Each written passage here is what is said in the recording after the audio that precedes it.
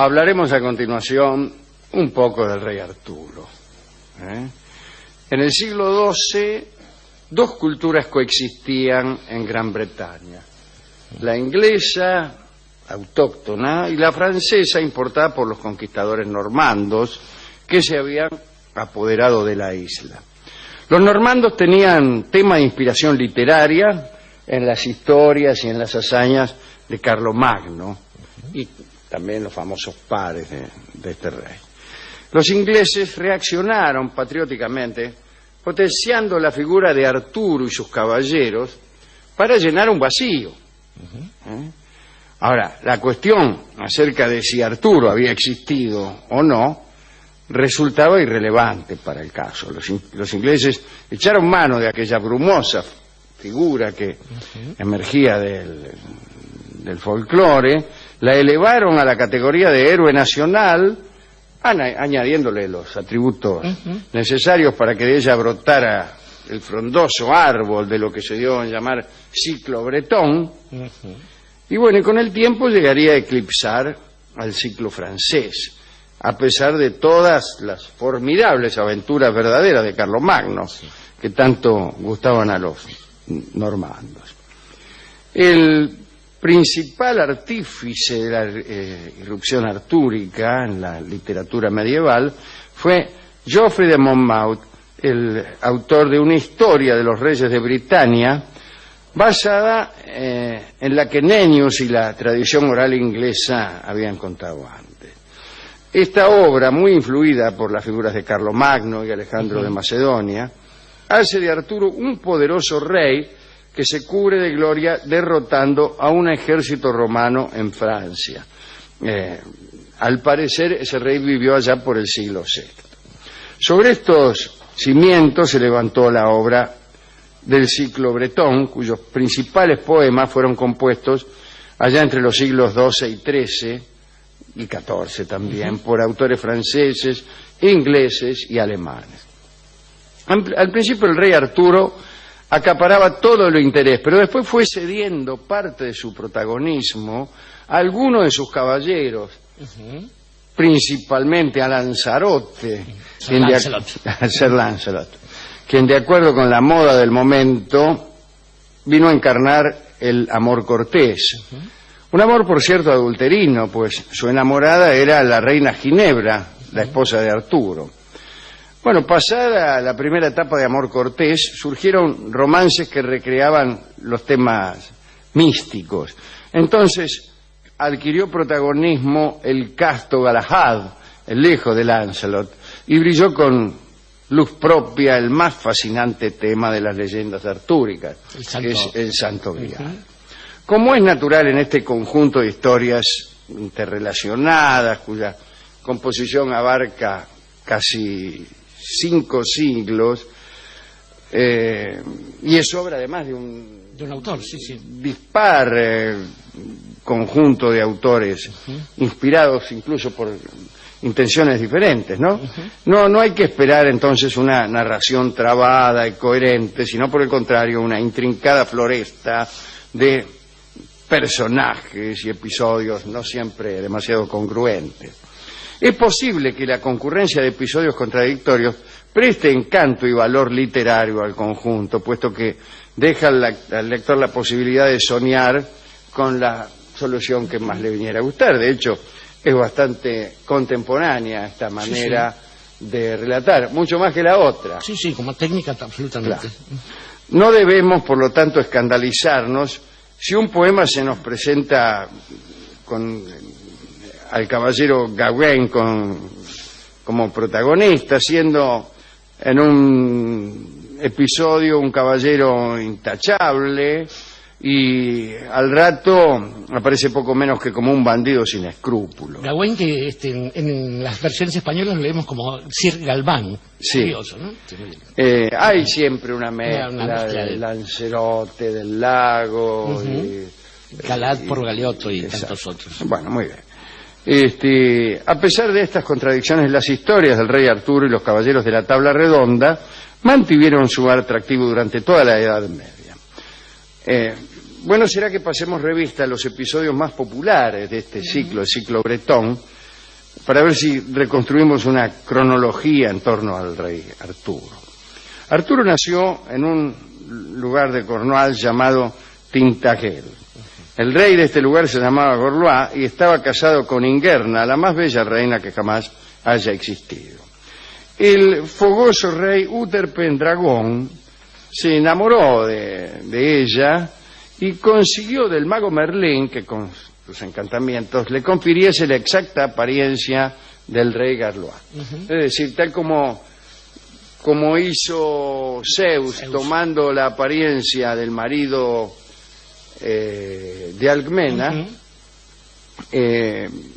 Merlín le dio a Arturo la apariencia del marido de esta... A Uther, al padre, a Uther Pendragon. Es el rey Uther. De esta chica, ¿no? Bueno, y entonces la poseyó carnalmente, Ingerna quedó preñada y le dio a luz a Arturo. A poco la reina enviudó y entonces Uther Pendragon la desposó. De este modo el niño quedó legitimado. La leyenda tiene raíces clásicas, no solo en Alcmena, en Zeus y Heracles, sino 200.000 tipos que cada vez que se iban eran corneados rigurosamente por Zeus, que tomaba la apariencia del que fuere. Bueno. Siendo Arturo todavía niño, una hazaña suya confirmó que estaba destinado a reinar. Fue cuando arrancó del piso la mágica espada Excalibur. Estaba clavada en la roca, Sí, él la saca en realidad para ayudarlo a su hermano, a su hermanastro Sir Kay. Él fue criado por unos nobles de provincia, y entonces lo mandan a buscar y le encuentran de cómodo hace la hazaña el pibe, porque arranca la espada para llevársela al otro y no ir hasta la casa a buscar la verdadera. Y es la prueba que había ideado el mago Merlín para detectar al futuro rey, ¿no? Otras versiones dicen que esta espada fue en realidad entregada a Arturo por una hada, la señora del lago. Ya rey, ya me cansé, ya es rey. Arturo instaló su corte en Camelot, que actualmente, en el día de hoy, porque cambian cada día, es identificado con el castillo de Cadbury, en Somerset, del que más adelante hablaremos, quizá en octubre. Su esposa, la inquieta reina Ginebra, para decirle algo, ¿no? Que era una dama apetecible y que se dejaba apetecer, no le guardó la fidelidad debida y mantuvo amoríos con el apuesto Lancelot. En otras versiones, la reina es raptada por Melwas, el rey de la Estiva Regia, y luego rescatada por Arturo, o quizá por Lancelot, o por el primero que pasaba. Otras veces el que la rapta es Mordred, como se ve es una mujer a la que cualquier captor la dejaba en la puerta. Ginebra, una copita todos los días. Sí, estimula y sienta bien. Bien, el lector ya se irá percatando de que el asunto con esta literatura popular es siempre el mismo, ¿no? Aunque los envoltorios difieran y se acomoden a los cambiantes tiempos. Cantares, folletines, novelas por entrega, seriales, telenovelas, siempre lo mismo. En cuanto a Lancelot, conviene precisar que era hijo del rey Van de Benoit, pero en su infancia había sido raptado por una hada llamada Vivian, señora del lago, ya mencionada. El hada lo educó convenientemente y cuando cumplió la mayoría de edad lo envió a la corte del rey Arturo. Allí Lancelot tuvo un hijo de la princesa Eliane, y este hijo era el ya mencionado Sir Galahad, el caballero místico. Ahora bien, los caballeros del rey Arturo se reunían en torno a la tabla redonda. Una mesa. Una mesa, vamos. Como en inglés no es necesario traducirlo. Había sido diseñada por el mago Merlín para que todos pudieran instalarse democráticamente, sin sitiales de preferencia. Esta mesa simboliza la personalidad colectiva del grupo, su cohesión, su hermandad militar, que no tiene mucho que ver con la democracia, pero digo porque hay una verticalidad que es hija de la organización militar y un estado de asamblea que es hijo de la idea democrática. Arturo luchó contra los invasores sajones y los derrotó en Badon allá por 516. En aquella memorable batalla llevó nada menos que la cruz de nuestro Señor Jesucristo sobre sus hombros. Esto basta para hacer memorable aquella batalla, desde luego, ¿no? En aquel tiempo andaba por ahí.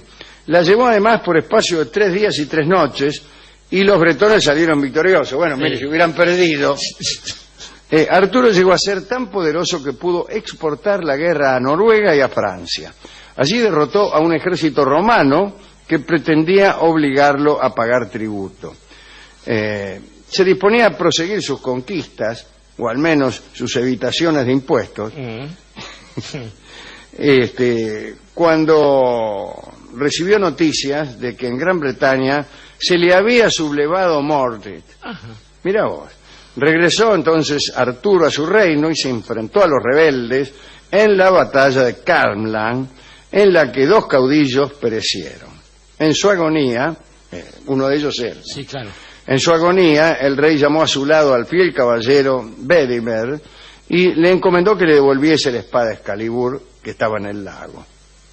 No, lo que le dijo, no sé lo que dice acá, pero lo que dijo fue que tirara la espada al lago. Eso es. O tirar la espada al lago. A ver qué y pasa. El tipo tiró la espada al lago, no sé por qué se lo dijo. Se lo dijo para que comprobar el final de la leyenda. Porque Claro, antes que la espada porque cayera, ¿qué pasó? De adentro del lago salió una mano, eso parece mismo. mentira. Como en Estaban Carlos, todos en la ahí. película, ¿viste? Arturo se estaba muriendo. Dice, tirame la espada al lago que yo ya ni fuerza para tirar la espada al lago tengo, dijo. Y este Bedivere Tira la espada. la tiró. Y de adentro del lago salió una mano que no se sabe todavía de quién era. No, pero que estaba esperando. Pero ahí. que estaba ahí y la embarajó en el aire y chao. Ahora, suerte la mano Ya del está. lago. Cualquiera sabe que tirando una espada, lo más probable es que al volver caiga con la punta sobrecargada del plomo que tenía lo que se llama la sobrecarga de punta. Claro. Y se la atravesara, pero claro, la leyenda no hubiera funcionado ahí, el lago lleno de sangre. Bueno, pero ¿quién La agarró puede? bien, la agarró. ¿Quién puede lo menos puede lo más? Lo más. La agarró. La agarró. Bueno, otras versiones sostienen que Arturo solo resultó herido en el combate, Sí. pero eso es nada más que para poder seguir la historia. Aparecen otros personajes, el hada Morgana, que parece que era hermana de Arturo, según algunos. Están los temas del Grial también, Sí, el Santo Grial, que afecta también a la tabla redonda. Incluso la tabla redonda, ustedes saben qué es el Grial, ¿no? El Grial es, El Grial es la Cristo. copa que se usó para beber en la última cena y que también se dice que se usó para recoger la sangre que manaba la herida que Longino, Longino es el legionario. el soldado romano. romano, le infligió con aquella lanza que también es tan maravillosa como el Grial. Hay 4 o 5 guardadas en distintos... En Viena museos. está la que Sí, más funcionó sí. para ser usada en batallas que se ganaban por solo tener esa lanza encima. Exactamente. Bueno, el Grial es la copa que otorgaba todos los dones posibles. Pero la guardó José de Arimatea. El mismo que le prestó la tumba al Cristo, digamos. Claro. Y ese fue el amiguete de Jesús, ¿no? El que diseñó la tabla redonda. El sitio de Judas, o el que se dice era el sitio de Judas en las reuniones de los caballeros de la tabla redonda, quedaba libre y era llamado el sitio peligroso, ¿no? Y solo podía ser ocupado por un caballero intachable, que resultó ser finalmente Ser Galahad, ¿no? El caballero sin pecado. Es posible que la exaltación del tema del Grial en algunas óperas de Wagner y la admiración que algunos jerarcas nazis sintieron por aquel músico y por el aspecto esotérico de su obra, se conjugaran para favorecer en plena Alemania hitleriana el resurgir de una nueva mitología del Grial. Como que una de esas lanzas de Longinos estaba en poder de los jerarcas nazis. Sí, Parsifal era también el himno que se usaba. Así es. Bueno, eso se lo voy a decir. Le voy a decir también que en Gran Bretaña había sido conquistada fugazmente por Julio César allá en el año 54 a.C. Sin embargo, cabe hablar de verdadera conquista romana solamente a partir de la época del emperador Claudio, ¿no? Y allí permanecieron los romanos 3 siglos y medio ocupando la parte fértil de la Gran Bretaña. La dotaron de buenas calzadas y campamentos fortificados y algunas poblaciones, una cierta entidad. Si no me equivoco, Alejandro, el hijo de Claudio, Británicos, que va a ser el asesinado por Nerón, o toma ese nombre por haber consolidado recién la conquista de Inglaterra, vamos. Puede ser. Algo de eso. El hermano de Claudio era germánico, casualmente, fíjese, que era un nombre muy querido, que estaba a punto, bueno, que justamente obtuvo ese nombre por la conquista de la Germania. Así que bastaba que uno conquistara un lugar para que ya le anduvieran poniendo el nombre de ese lugar, que hasta ese momento permanecería sin nombre. Bueno, o en todo caso era el tipo que permanecía sin nombre. El tipo estaba claro, el nominado. Mira, en Roma, hasta que vos no conquistabas algún país, no menos que Germania o Britania, claro, no te llamabas de ningún modo. Había que vivir así, Bueno, así estuvieron un tiempo, hasta que el avance sajón sufrió un estancamiento a mediados del siglo VI, y los arturistas consideran que por entonces se produjo la batalla de Badón, en la que los celtas derrotaron a los invasores. Sin embargo, las noticias del periodo son escasas, poco fiables, y con razón se le aumentan a algunos historiadores de que las páginas más importantes de la historia inglesa están en blanco.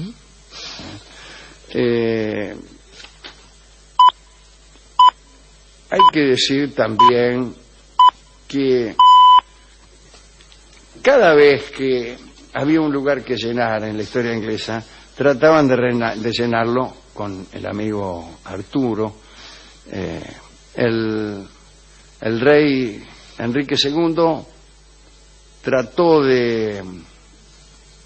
el rey Enrique VII trató de resurgir aquella idea y trató de hacer creer que Arturo pertenecía a su propia dinastía. Enrique VII es el que sale de la Guerra de las Dos Rosas, Lancaster y York, es Tudor, ¿verdad? Y a usted se va a acordar enseguida cuando le diga que le puso a su primogénito casualmente el nombre de Arturo.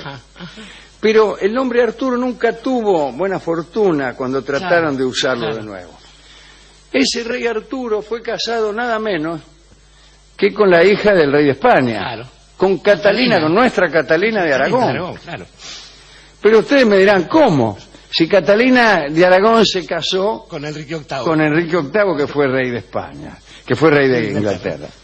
No, es que se casaron efectivamente, pero antes de ser Arturo rey, siendo todavía príncipe, se murió. Y entonces no tuvieron mejor idea que casar a Catalina de Aragón con el hermano siguiente. Con el cuñado, vamos. Con el cuñado. ¿Quién era ese cliente? Ese cuñado. Ese cuñado siguiente, el hermano siguiente. Charles Lawton. Charles Lawton. Enrique, el que sería Enrique VIII. Se casó con Catalina. Ahora, fíjese hasta qué punto habrá tenido importancia este detalle. Que viene a terminar con el catolicismo en Inglaterra, y que produce tantos líos que no me quiero ni acordar. Se casa Enrique VIII, lo nombran rey y queda él como rey, Catalina como reina. Tienen una hija, María, que sería reina, y por ahí un día el rey se enamora de otra. Se enamora de Anna Boleyn. Anna Boleyn, con cuya hermana había noviado años antes siendo un adolescente. El tipo que no... Era un tipo que ya tenía sus antecedentes. Era muy familiero. Sí, y muy familiar. Entonces, dice, me voy a casar, ¿cómo puedo hacer? Claro. Le pregunta a sus curas adictos, a ver cómo podía ser, y dice, no, mira, el Papa no te va a dejar divorciar. ¿Cómo no me va a dejar? Inventa una cosa. Inventa que la mujer, Catalina de Aragón, de quien había tenido que decir que no había yacido con Arturo para poder casarse con ella, claro, sí lo había hecho. Entonces dijo, tengo que decir algo. Mi mujer, con la que me casé por entender que no había yacido nunca con mi finado hermano Arturo, sí lo hizo, así que ahora pido que me anulen el matrimonio, el Papa. No le anulo nada. Claro. Enrique, me cambio de religión. ¿A qué religión se va a cambiar? A una que yo mismo voy a hacer. ¿En qué consiste? Dice, lo dicho, a la mía. A la mía. Todo igual, pero... todo igual, pero me caso con quien quiera. Claro. Esa es una religión y no pavada, claro. Y, bueno, chao, fuera Inglaterra de la familia católica, guerra, que esto, el otro, los protestantes, un lío bar, todo por haberse muerto Arturo. Bueno, con eso le quiero decir nada en general, sino que el nombre Arturo traía mala suerte, al menos si uno era el hijo de Enrique VII, del rey de Inglaterra, ¿no? Esto continuó durante mucho tiempo, esta idea que había tenido Enrique VII de Inglaterra de emparentar con el rey Arturo. Y entonces empezaron a surgir indicios falsos, apareció por allá por Glastonbury la lápida donde estaba enterrado Arturo, empezaron a llegar peregrinos, surgieron falsas reliquias artúricas sobre la pauta marcada por Glastonbury. En el castillo de Dover también se guardaba la calavera de Sir Gawain, en el de Winchester la mismísima tabla redonda que todavía hoy podemos admirar. Es un grueso tablero circular de 5,5 metros de diámetro que data del siglo XIII, es decir, la hicieron bastante después de las reuniones de los caballeros, que supongo que se reunirían sin tabla, sí, claro, más bien, sentados nomás en silla. Las pinturas que lo adornan, dice aquí, son muy posteriores a esa fecha. Me parece bien que las pinturas que adornan una tabla sean posteriores a la misma.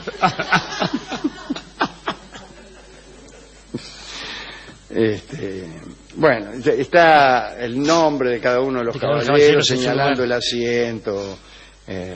Bueno, ahí están los Tudor, que manipularon los temas artúricos, especialmente a través de sus poetas cortesanos, ¿no? El legendario rey simboliza el bien y a Cristo. Y en ese retablo maniqueo, el mal es simbolizado por España, claro. La enemiga de Inglaterra. Esto justamente durante la época inmediatamente posterior, o incluso en esa misma época, en la época de Enrique VIII, ¿no? Pero más todavía durante el reinado de su hija Elizabeth I, ¿no? Exactamente. La manipulación política del mito resultó ser un arma de dos filos, como ulteriores acontecimientos demostrarían. En tiempos de los Estuardo, los parlamentarios enfrentados a la corona desprestigiaron los mitos de Arturo, motejándolos de fantasías monárquicas. Bueno, no obstante, a pesar del descrédito, la siempre remozada imagen de Arturo continuó inspirando versificadores y novelistas, particularmente en el siglo XIX, y aparece ese apasionado romanticismo e imperialismo victoriano, por ejemplo en Tennyson y así. Esta ininterrumpida tradición literaria inglesa continúa hoy siendo explotada con éxito por novelistas y cineastas, dibujantes, autores de historietas, etcétera, etcétera, etcétera. Esto es algo de lo poquito que queríamos decir sobre el amigo Arturo, y no hemos entrado en ninguno de los de los vaivenes merlínicos. Merlín, la saga de Merlín. Bueno, las cosas que incorpora otro amigo de este programa, que es Chrétien de Troyes, como su nombre lo indica, que va a narrar buena parte de estas cosas de la saga de Arturo. Pero estaba pensando, Alejandro, que es curioso porque la figura... La muerte de Arturo. La muerte de Arturo, es ese ciclo, claro. Sí, sí. Esta figura... Que fue traducido, si usted me permite, configuró una obra importantísima, traducido al inglés contemporáneo por... ¿por quién? Ahora se los digo. Yo estaba pensando antes en Steinbeck. Ahora se lo digo. ¿Cómo es que no me acuerdo quién tradujo La muerte de Arturo? La muerte de Arturo. Bueno, si se lo estaba por decir, ahora se lo digo. Decía que una figura como la de Arturo, que efectivamente nace y se empieza a consolidar en torno de un ideal que es de defensa de los valores del bien y sobre todo de protección de aquellos datos que son el honor, la tierra, la figura de Dios, es decir, casi todos los factores que van a ser arrasados por el imperialismo. Es decir, no hay factor alguno de los que componen los valores de Arturo, de la tabla redonda, de la búsqueda del Santo Grial y de la misión de cada uno de los caballeros, defender a las damas solitarias, defender al pobre del poderoso, defender a aquel que es privado de su tierra. Había muchos conflictos por la posesión de la tierra, no solo entre las naciones, sino entre señores vecinos. De hecho, la cuestión de Excalibur nace cuando los 7 grandes señores se quieren quedar con partes de los otros y por eso hay que nombrar un rey. Digamos que surja esta figura y que esta figura además herede todas aquellas historias de la caballería que la precedían. Entre ellas, por ejemplo, una obra que también ha rondado muchas veces este programa, como es el Amadís de Gaula. En nuestra breve estadía madrileña, estaba leyendo una noche ahí en la Plaza Tirso de Molina una biografía de otro amigo, mucho más amigo de este programa, que un señor que se iba a llamar de otro modo y terminaron poniéndole Miguel, ¿no? Este Miguel, que adoptó un apellido Saavedra, que le venía de un oscuro linaje, tiene un momento de su vida, es cerca del año 1599 más o menos, y nos vamos aproximando a la caída de los Estuardo, que es en 1649, un momento de su vida, tiene 61 años. Imaginemos en el siglo XVI un hombre de 61 años es 2 veces un anciano. Tiene una mano inutilizada, tenía 2 arcabuzazos en el pecho y uno en la mano, los 2 del pecho se le curaron, el de la mano fue imposible de curar y quedó tullido. No tenía un cobre partido al medio, en la corte no le reconocían su pasado, habiendo hecho alguna que otra escritura en el teatro, había sido soldado y había fracasado como soldado, pese a estar orgulloso de haber participado en la que era para él la batalla más importante en la historia de la cristiandad, porque se había detenido en ella los turcos, en la batalla naval de Lepanto, y también había fracasado como funcionario público. Y entonces, según parece, a los 61 años este hombre, en un lugarcito de Madrid que queda entre la Tirso de Molina y la Puerta del Sol, donde había tipos que vivían, y estaba un tal Lope de Vega que era joven, bonito, rico, había un tal Francisco de Quevedo y Villegas, estaba por allí Góngora también, bueno, tantos otros. El tipo se pone a escribir con su mano derecha sus sobrinas, digamos, acusadas de prostitución, su prestigio derruido, su fortuna un pasado de presidiario. De presidiario, claro. Había sido esclavo, porque era preso y esclavo del infiel, como se decía en esa época, y concibe algo que toma toda esta historia de las historias de caballería e incluso la moral reinante, la moral de su enemigo Lope de Vega, que detestaba y que lo veía hacerse fraile por un lado y recibir chicas por el otro, lo cual después de todo no está mal, lo de las chicas y lo de fraile, y concibe una obra en la cual empieza a pintar ya no solamente una historia literaria, sino la historia del mundo, una obra tal que después llegará a Inglaterra. La obra se publica en 1605, cuando él tiene esos 61 años, y llega a Inglaterra y empieza a producir algún que otro efecto en las cabezas pensantes. Era un hombre que había renunciado al teatro, es un hombre que opta por crear un género. Ante no tener nada que hacer en la vida, ¿qué hago? Invento la novela, debe haber dicho para sí mismo Miguel de Cervantes Saavedra, que viendo las cosas que pasaban, lo que hacía en Inglaterra la raposa, que también allí va a lograr su nombre depredadora y todo lo demás, se permite mirar a su alrededor y ya sin intereses viles y baratos que atender más que el que dirán dentro de 1000 años, digo, entregado a la gloria, entregado a esa forma del honor que es la producción del arte sin ningún tipo de concesiones, escribe el Quijote y debe haber pensado, hagan lo que quieran, pero a mí déjame en mi barrio. Y a mí déjame en mi barrio es el tango antiartúrico que oiremos esta noche por Edmundo Rivero. Yo quiero pedirle ayuda ¿Usted habló de Chrétien de Troyes? Chrétien de Troyes, sí, sí. Sí. Ese era él, ¿no? El que escribió La muerte de Arturo. Pero yo no me puedo acordar quién lo tradujo. Que a lo mejor ni siquiera era inglés. Ajá. A lo mejor fíjese. Es una traducción. Es una traducción del siglo XX. Ajá. Muy. De un gran. Me atrevería a decir un gran escritor norteamericano, y en este momento no me puedo acordar. A mí me sale Steinbeck, insisto que por ahí... Sí, ese John Steinbeck. John Steinbeck. Sí, exactamente, John Steinbeck. Es el autor de Viñas de Ira, sí, y señor, todas esas cosas, exactamente. Y que hace una versión muy llana, de la que sí, extraordinaria. Está muy bien, está muy bien, sí. Señores, escuchemos a Edmundo Rivero. En A mí déjame en mi barrio. Va. Emergía del folclore, la elevaron a la categoría de héroe nacional, añadiéndole los atributos necesarios para que de ella brotara el frondoso árbol de lo que se dio a llamar ciclo bretón, y bueno, y con el tiempo llegaría a eclipsar al ciclo francés, a pesar de todas las formidables aventuras verdaderas de Carlomagno, que tanto gustaban a los normandos.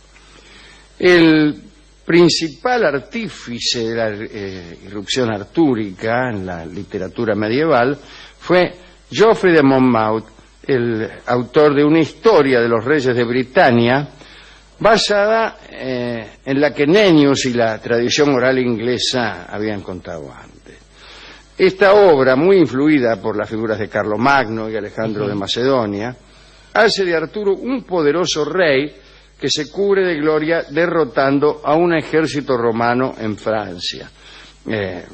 Al parecer, ese rey vivió allá por el siglo VI. Sobre estos cimientos se levantó la obra del ciclo bretón, cuyos principales poemas fueron compuestos allá entre los siglos XII y XIII, y XIV también, por autores franceses, ingleses y alemanes. Al principio el rey Arturo acaparaba todo el interés, pero después fue cediendo parte de su protagonismo a algunos de sus caballeros, principalmente a Lanzarote, Sir Lancelot, quien de acuerdo con la moda del momento vino a encarnar el amor cortés. Un amor, por cierto, adulterino, pues su enamorada era la reina Ginebra, la esposa de Arturo. Bueno, pasada la primera etapa de amor cortés, surgieron romances que recreaban los temas místicos. Entonces adquirió protagonismo el casto Galahad, el hijo de Lancelot, y brilló con luz propia el más fascinante tema de las leyendas artúricas, que es el Santo Grial. Como es natural en este conjunto de historias interrelacionadas, cuya composición abarca casi 5 siglos, y es obra además de un autor, dispar conjunto de autores inspirados incluso por intenciones diferentes, ¿no? No hay que esperar entonces una narración trabada y coherente, sino por el contrario una intrincada floresta. Hablaremos a continuación un poco del rey Arturo. En el siglo XII, 2 culturas coexistían en Gran Bretaña: la inglesa, autóctona, y la francesa, importada por los conquistadores normandos que se habían apoderado de la isla.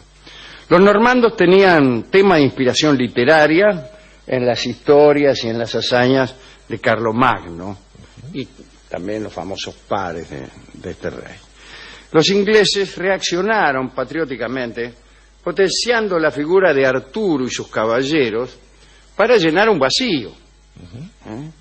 Ahora, la cuestión acerca de si Arturo había existido o no resultaba irrelevante para el caso. Los ingleses echaron mano de aquella brumosa figura de personajes y episodios no siempre demasiado congruentes. Es posible que la concurrencia de episodios contradictorios preste encanto y valor literario al conjunto, puesto que deja al lector la posibilidad de soñar con la solución que más le viniera a gustar. De hecho, es bastante contemporánea esta manera de relatar, mucho más que la otra. Sí, sí, como técnica absolutamente. Claro. No debemos, por lo tanto, escandalizarnos si un poema se nos presenta